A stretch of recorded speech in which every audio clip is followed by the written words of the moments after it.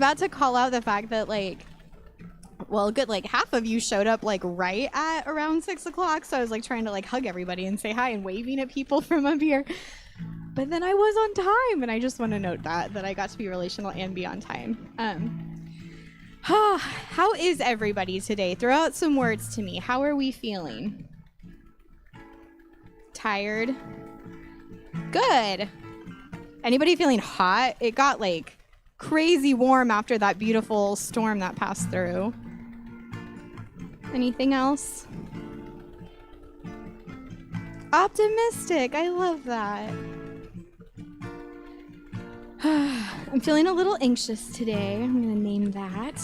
But I'm excited I get to be here with you all. I was really miserable last weekend, so I missed you all, but I'm feeling much better now. So, all right, I just want to take a second and just invite you to take some deep breaths with me.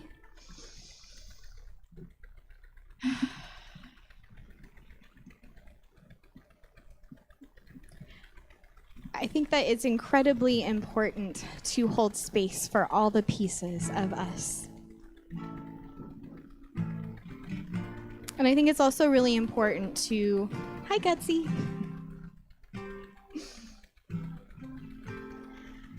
to just honor the good, the hard, the challenges, the struggles, whether that be personal, whether that be the state of our city or our state or our nation, whether that be the grief sometimes we carry, those of us who are empaths for other people that we love. So I just want to name optimism and celebrate that. I want to name joy and hope and goodness. And I want to name anxiety. I want to name tiredness and weariness. I want to name depression. I want to name doubt and uncertainty. I want to name hurt and abandonment. And I just want to remind you that you are valued, and every piece of you, every piece of your experience is valuable. That the human experience is creative and unique and complex.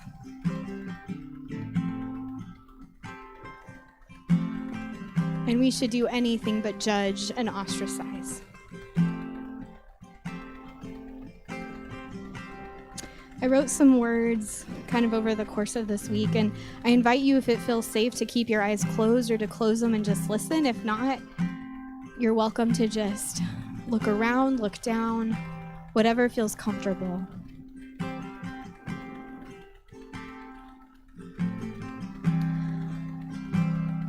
Well, the poem starts with open your eyes, but I'm inviting you not to do that, so just listen to those words.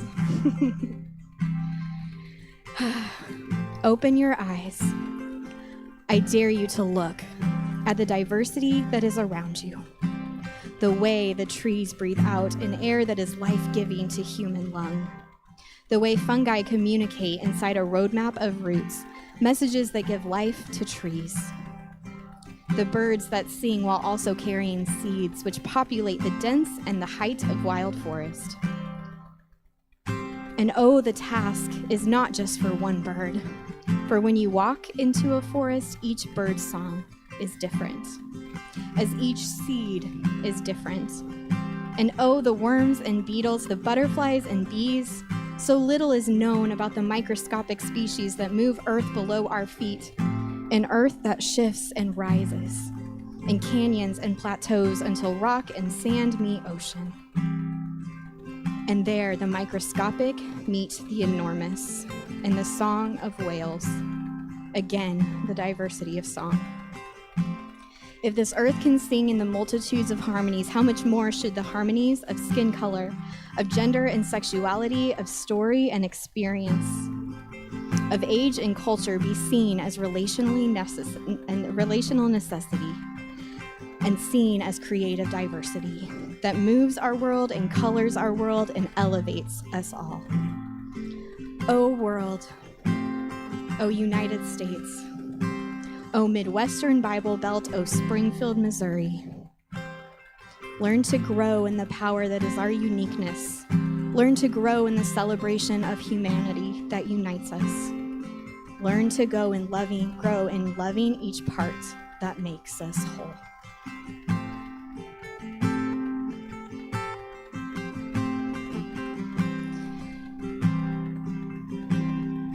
I want to share a song with you today.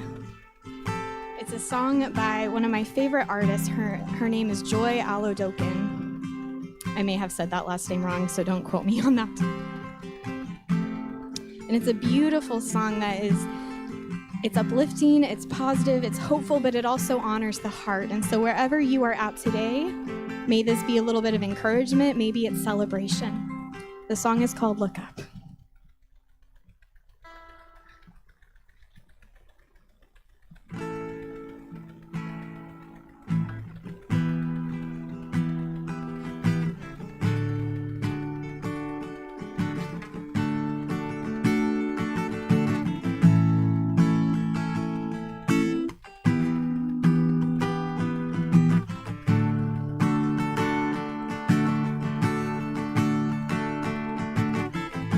Sometimes your life feels like a broken roller coaster, 1,000 useless moving parts.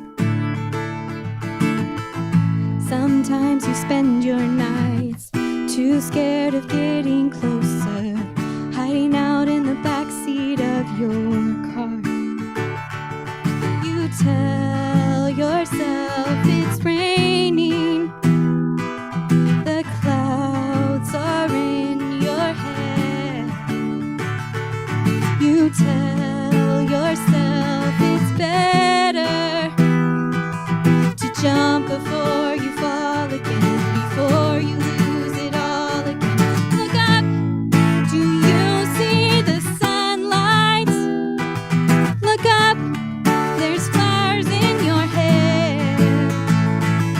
Hold on, 'cause somebody loves you.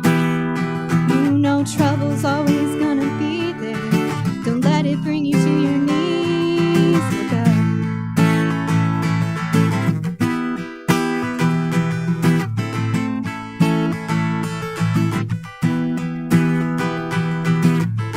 Mondays aren't always, some days you lose the fight.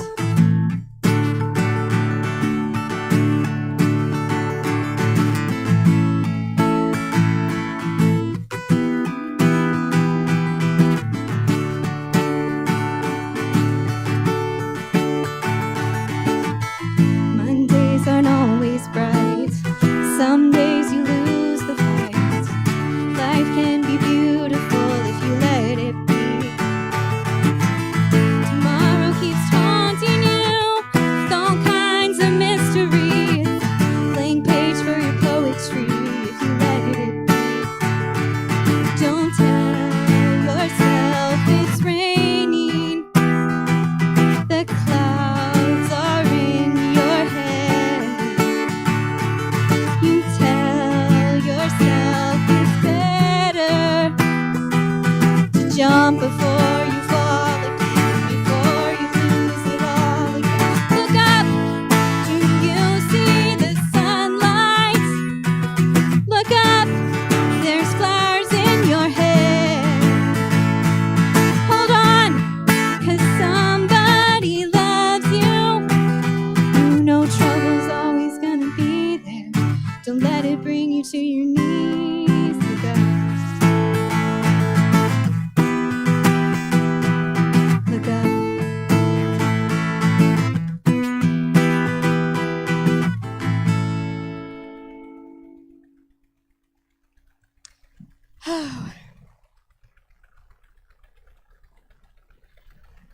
Oh God. I'm super weepy today. Most people would not be surprised by that though. God, I just want to lift up those, God, in this space. I lift up every single piece of them, God, and I just celebrate them. I celebrate the hard and the good and the beauty and the complex.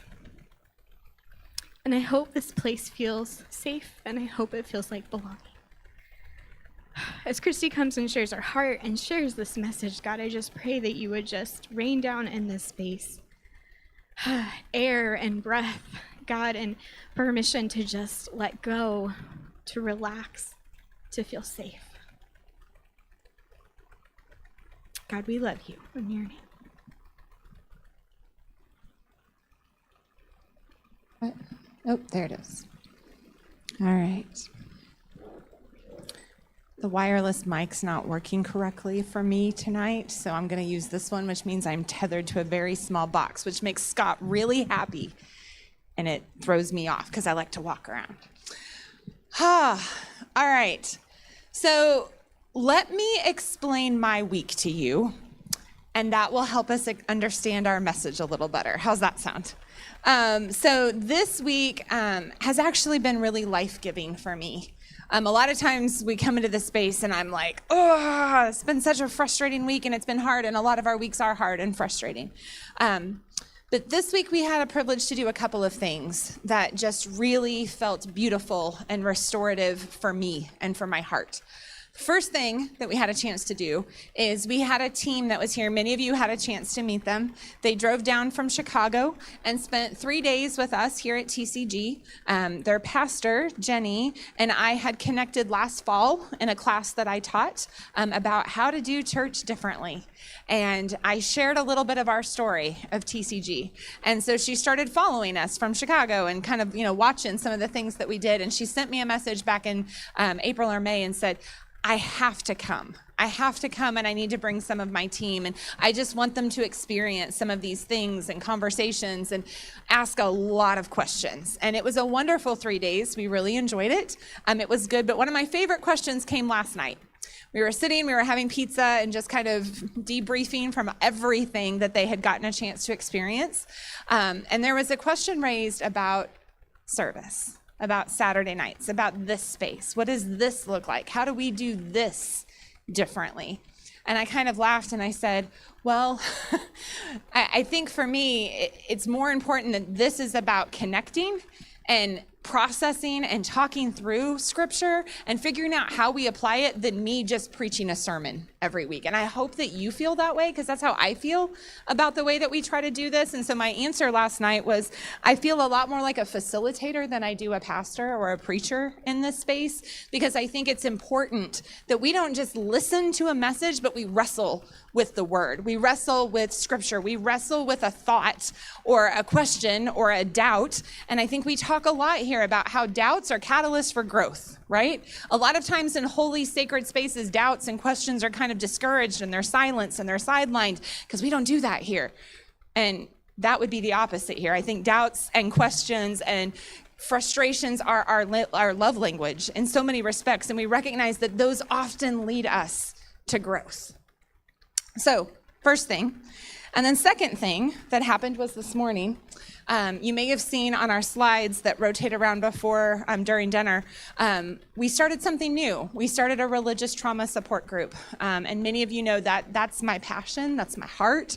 I am sick often, I lament often, just the wounds that have been inflicted on people and on culture in the name of religion. And I grieve places that scripture has been weaponized and used as a weapon instead of an act of love or a conversation piece to challenge us to grow.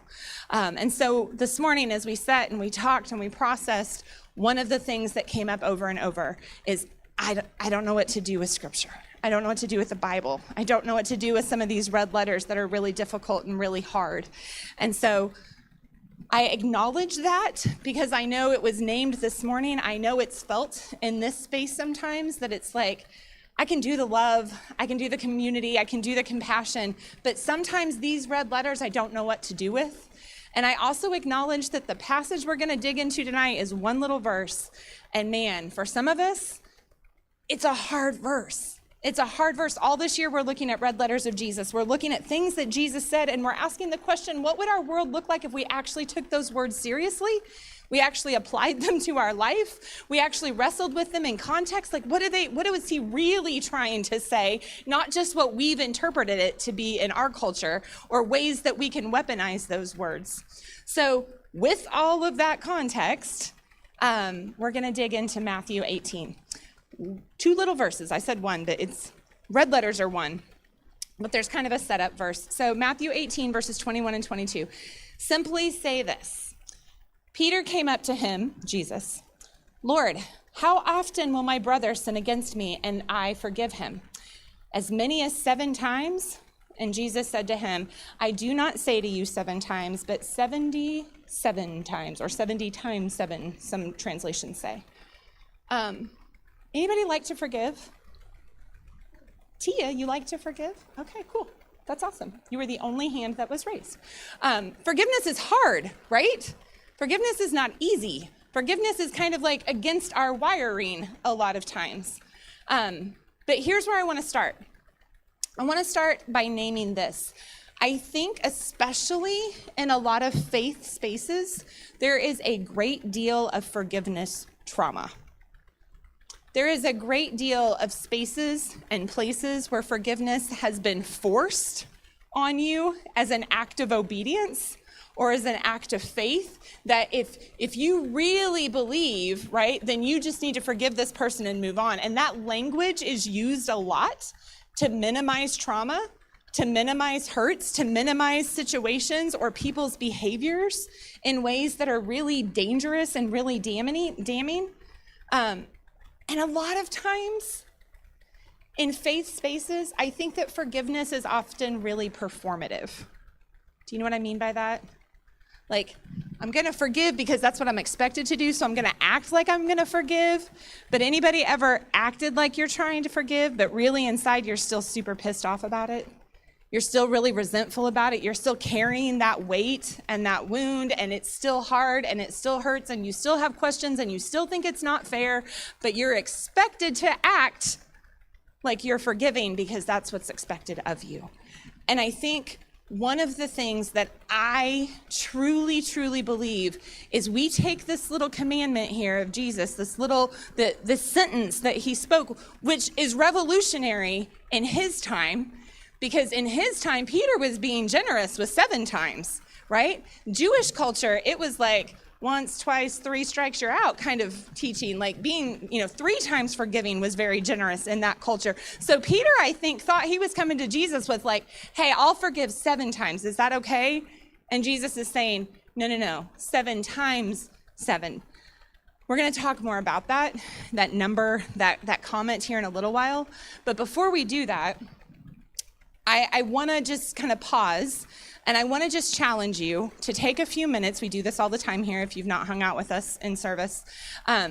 Because again, we hear it, we name it, but it's one thing to name it in smaller circles. So I'm going to challenge you. I'm going to give you about 5 minutes. I just want you to process at your table that idea of forgiveness trauma, that idea of forgiveness as performative action. When have you felt like you've had to do that in your world? You don't have to get specific if you don't want to share. Maybe just share some of those emotions or how it's felt, or if you relate to that, and kind of connect to that thought before we dive a little bit deeper into it. Sound good? Okay, 5 minutes, and then we're going to come back and keep talking.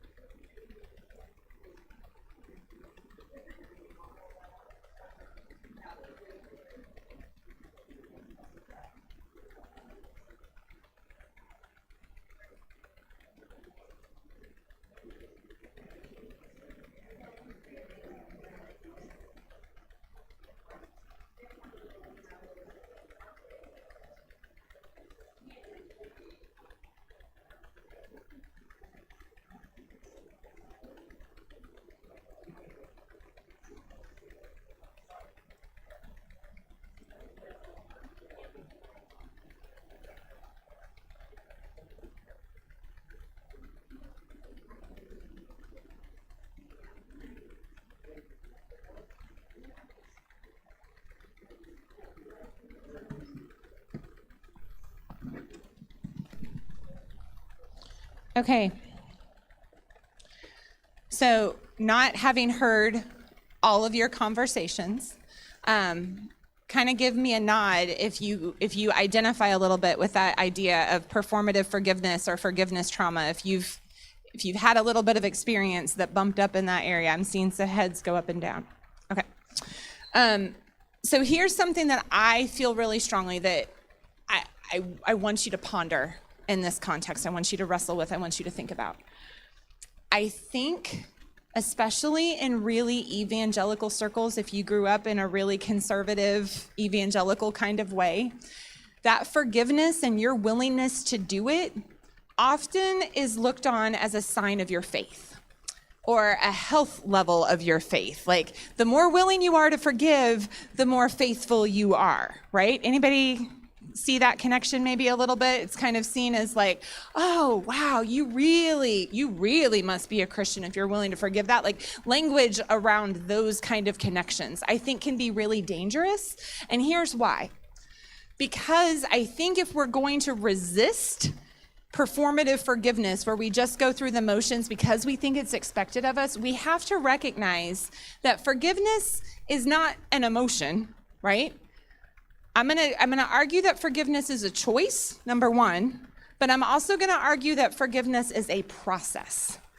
It doesn't happen immediately just like that. Like, you don't just snap your fingers and all of those feelings and all of those hurts and all of the stuff is just gone and everything's sunshine and rainbows again. And if you have that, like, come explain it to me, because that's not how it works for me. Maybe I'm the one that's in the minority there, I'm not sure. But when we look at forgiveness as kind of a continuum, when we look at forgiveness as kind of this moving line, right? I think one of the things that we can recognize is that maybe my faith isn't defined by my willingness to jump from 0 to 100 and pretend like everything's okay and engage in performative forgiveness, but maybe part of my faith is also displayed by my willingness to take the steps to engage in the process, to heal, to be on a journey where I'm willing to process through things that a lot of it is my response, my reaction to it, right? Like, I need to deal with that first. I need to take care of myself first. I need to honor my trauma and my hurt first before I can turn around and try to worry about everybody else's feelings. And that is often the opposite of what is taught in a lot of churches. A lot of times we use language like when Jesus says, everyone else and you should be last, to mean that we're not as important. Your feelings are important, and you have to pay attention to your feelings and your hurts and take care and do some work there before you're even able to forgive. Otherwise, it is performative. Would you agree with that? Do you see what I'm saying? So one of the things that, if we talk about forgiveness being a choice and not an emotion, is sometimes I think it's really important to recognize choices are very seldom one-time choices, right? You might choose to go to work at a certain place, and you might have a really crappy day, and you go home, but the next day, you have to choose to still go to work, correct? And the next day, I have to choose if I'm still gonna, because I could just not show up. I mean, there's consequences for that. But part of what we do in life is to consistently choose again and again, and those daily choices make up our lifestyle. They make up what we do. They make up who we surround ourselves with. I choose day after day to spend the majority of my life with Bob, right? And that is a choice that I make every morning, every afternoon, every night, right? Because that is the choice that I'm consistently making. We make maybe a one-time choice or a one-time vow or a one-time thing, but we walk it out, we live it out every single day in those choices. So let me challenge you just a minute, because for me, growing up, this verse was always taught as kind of a math equation, right? Like, if somebody hurts you, you have to forgive them this many times over and over. And it kind of felt like you had to become a doormat. You had to just take it and forgive and keep letting these things happen, and that you didn't have agency over your journey or your healing to say, boundary, enough is enough. This isn't working. This isn't okay. And it took me a long time to recognize that if I think of forgiveness as a choice, and if I have to choose to walk in that mindset every single day, part of this can also mean, and when we look at language, we see that this is true with translation.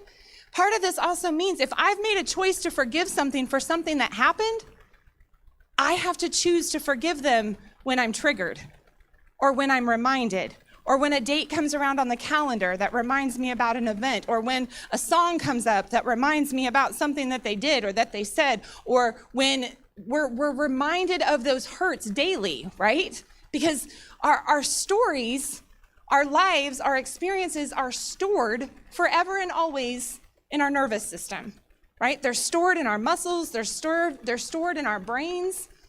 And it only takes little things. You may not think about something for a really long time, but the way that our nervous system is wired is when that trigger comes, that smell, that sound, that place that you see, that date that rolls around, those things come flooding back. And a lot of times in those moments of trigger, what happens?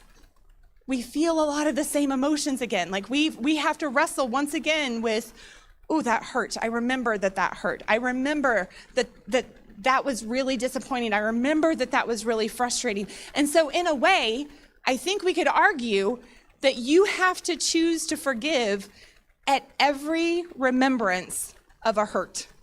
You have to choose to forgive every time that you get triggered. And so if you think about something in that context, right?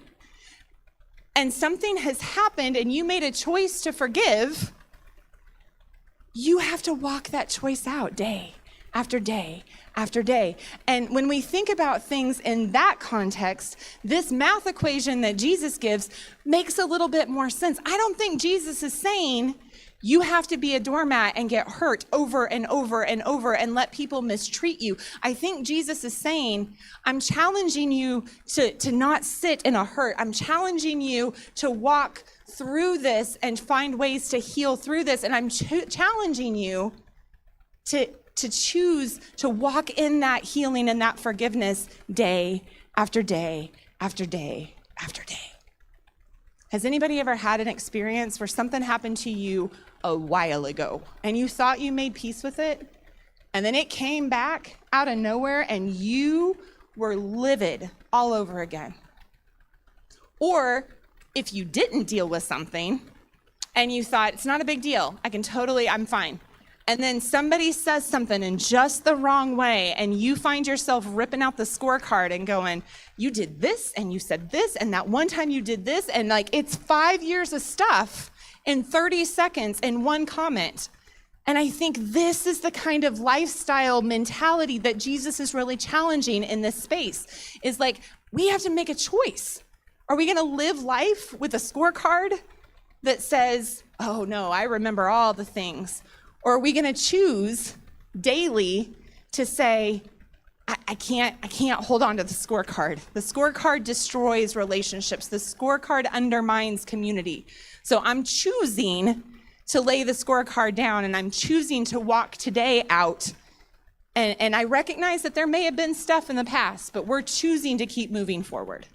So I want you to take a few more minutes, process that together, process how that maybe changes what you've known of this teaching and this verse a little bit in context. Does it challenge you at all?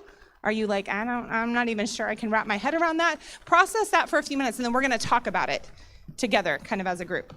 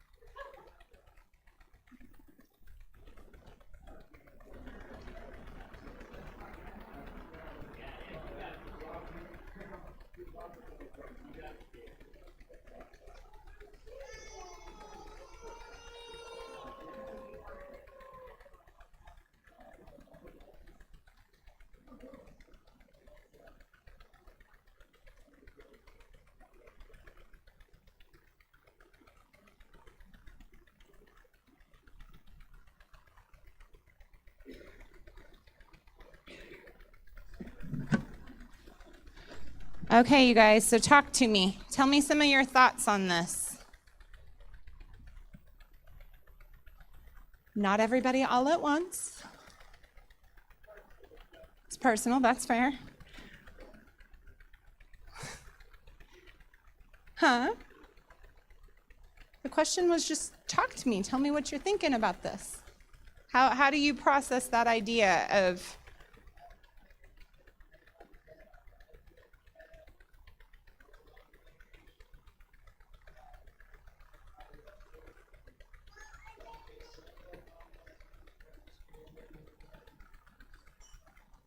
Yeah. Yeah.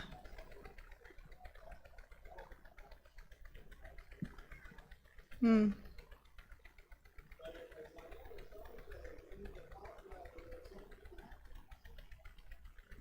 Hmm.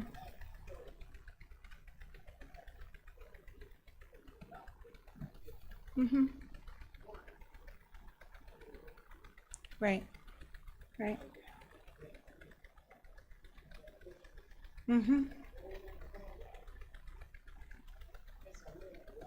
Right.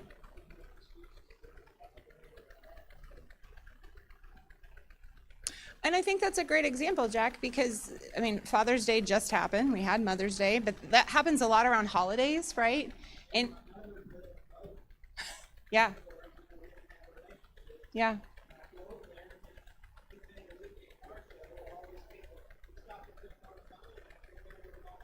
Yeah. Yeah. Yeah. Has anybody ever had the experience where maybe it's like a family holiday coming up where people are going to gather and there's tension and somebody says, can't you just put that aside for the holidays so that we can have like peace or that we can all be together, right? Has anybody ever heard language like that in your walk? Like, it's dismissive, right? And it forces us into these places of performative because it says, like, I'm not respecting the fact that you're still in a journey working through that. It just says what you're working through is causing disruption to what I would like. And it's hard because it minimizes. And I think that that's important to name and to acknowledge. Tia, what about you?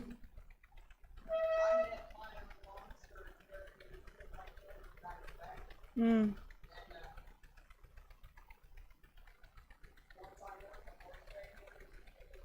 Yeah.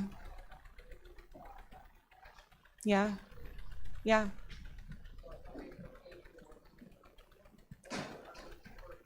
Right. Right.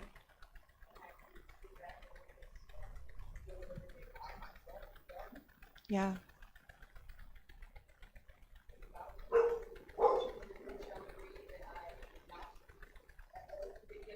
Yeah. Yeah. Mm-hmm.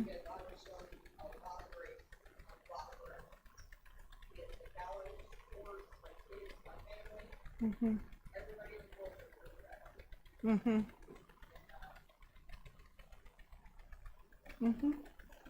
I think you make two really important points. One of them is people who have been in trauma, who have had trauma, people who are working through trauma, right, do tend to hurt people. And that's not an excuse for behavior, but it does help us understand behavior sometimes when we can look at people through a lens and a framework of trauma. It's not an excuse, but it helps us to like filter and understand and have a bit of a framework. But I also think what you said, Tia, is really important. When we've experienced radical forgiveness, like forgiveness that is not deserved on our part, it does oftentimes make us wrestle a little bit and sometimes be a little bit more likely to extend forgiveness to others. There's a lot of truth to that. Anybody else? Thoughts you want to share?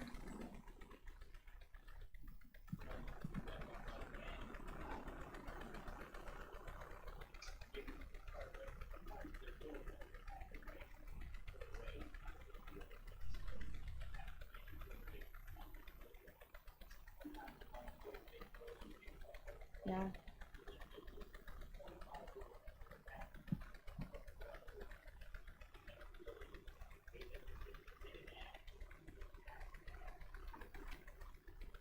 Mm-hmm.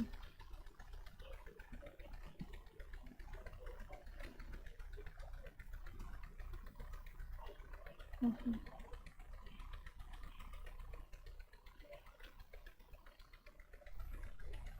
Mm-hmm.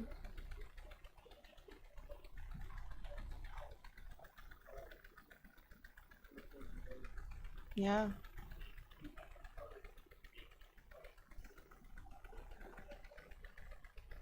Yeah.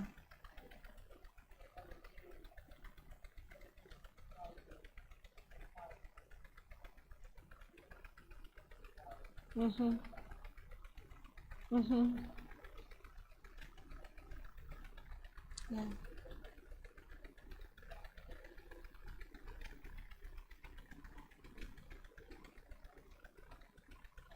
Mm-hmm. Mm-hmm. Yeah. So let me offer a perspective that has helped me. Forgiveness is hard for me. I'm an Enneagram 1, which means I tend to hold a bit of a grudge. That scorecard is a thing for me, and I know it. I'm aware of it. And so, like, I think why I resonate some with this angle on this teaching is because I do have to choose to be forgiving every day. Sometimes with things that I get reminded of and I'm like, nope, we already worked through that, not going back there. Like that's a reality for me that I have to live with, and people who love me know that's an aspect of our relationship that I have to work through on a regular basis. But I think one of the things, Mandy, that I want to name from what you just said, which is really important, is I think a lot of times we have romanticized forgiveness. Like it's the end of the Hallmark movie, right? Or it's the end of the rom-com and everything's okay and it's the happy ending and, you know, the rainbows and butterflies, like we said before. I think we need to acknowledge that there is a big difference between closure and release. And sometimes I think we associate forgiveness way more with closure, that like that situation is resolved and happy and there's a happy ending and it's okay, versus me choosing to release the negativity, the toxicity, and like the impact it's having on me, to release that even if I didn't get an apology, even if somebody who hurt me, right? Like, anybody ever been hurt by a system of injustice? Has the system apologized? No, right? But like we have to make a choice that if I'm gonna rage in that space every day, then it's gonna have an impact on my body. It's going to have an impact on my health. There is an entire neuroscience research dedication area, is the way I guess I'm going to word that, that looks at like the impact of forgiveness from a medical standpoint, from a psychological standpoint, and like they've documented, they've discovered that people who are willing to, I'm going to use the word release, okay, instead of forgive, because I think it's similar, right? But it's going more to that heart of choosing to like, I can't hold this negativity and its impact on me all the time because I'm losing sleep, right? My appetite's not as great. I have more anxiety. My depression is worse when I'm in that space and I'm hanging on to that and I'm entertaining, I'm sitting and marinating in those emotions. And so they've documented with medical studies that people that are willing to release and willing to say, I can't control that, I can't sit in that, like I'm willing to engage on that spectrum, I'm moving towards getting more okay with things. It doesn't mean I'm necessarily completely okay. That they have increased feelings of hope. There are fewer medical problems, fewer physical medical problems, fewer psychological problems, lower blood pressure, less physical symptoms of stress, and better sleep quality that are reported with people who say, I recognize that this is harmful to me too. And sometimes that means we have to set boundaries, right? Again, going back to this doormat idea, these words of Jesus don't say, just get hurt over and over, right? Just take it again and again. I think these words of Jesus say, set boundaries, like recognize what's healthy, but also in that space, choose to not hang on to the anger again and again and over, and not to let it consume you and destroy or steal your joy. Still your future, still your health, still your relationships. And what does that look like for us to process that through as part of the way of following Jesus, right? We talk here a lot about how being a follower of Jesus, I don't like that term Christian because I just think it's gotten really corrupted in our culture and in our world and what that means. But to say that I'm a follower of Jesus and early church, right? Followers of Jesus, they said that they were followers of the way. And it was this understanding that Jesus is calling us to a different way of life, to a different way of relationships, to a different way of processing big feelings, and a different way of responding to hurts. And so not just being reactive in that space, but responsive in that space, not just with others, but also with ourselves. I think that's probably been one of the greatest and most freeing things for me, is to recognize that there are some relationships that they're not going to be okay. Forgiveness doesn't rewrite the story. Forgiveness doesn't undo the past. And forgiveness doesn't give a blank slate to continue in a relationship that's harmful or hurtful. That is not what I'm saying. But forgiveness is a gift that I can give to myself. And I don't say that in a cheesy, like Christian-ese kind of way. I say that in a way that says, I recognize that I can do something about all of the tension and the stress that I hold around an issue or around a person or around a relationship. And I can choose how much power I give that relationship or that person or that situation in my everyday, day-to-day. And that's part of walking out the way of forgiveness, the way of healthier relationships. Does that make sense? Does that process? Okay. So I'm going to challenge you to spend a few minutes and just kind of talk through that. Finish your conversations at your table. I don't pretend that we have all the answers in this. Forgiveness is hard. Relationships are hard. People are hard. Life is messy. Community is messy, right? Like if we keep looking for places where it's all perfect and great and there's no problems, you're not going to find it. And so like committing to being in relationship and community with people is recognizing we're not created to be alone. And that means we got to learn how to do some of the hard things when relationships get really tough. And forgiveness is going to be one of those spaces and those places that every relationship is going to require. I've not experienced a relationship that didn't require forgiveness in some capacity. Has anybody? Even like our cute little kids, right? Like in terrible twos and terrible threes and, The I hate yous and the pull your hair and the throw the things at. Like, there's moments there where we even find ourselves going, what? And so, like, no relationship is void of those tensions and those stress, but the way that we approach that, that's something we get to control. That's something that we get to determine. So I want you to think about that this week in your relationships. If there's one, if there's a few, if there's a handful, if it's like a whole pattern, if you need to talk about things and process that a little bit deeper and more personally, come and get me. I'd love to have coffee. We can set it up. So if this is an issue or a place where you just really feel like, ooh, you're stepping on my toes, let's talk about it, because I promise you, my toes have been stepped on too. It's hard. It's not easy. I promise you that. All right. We'll see you guys back next week.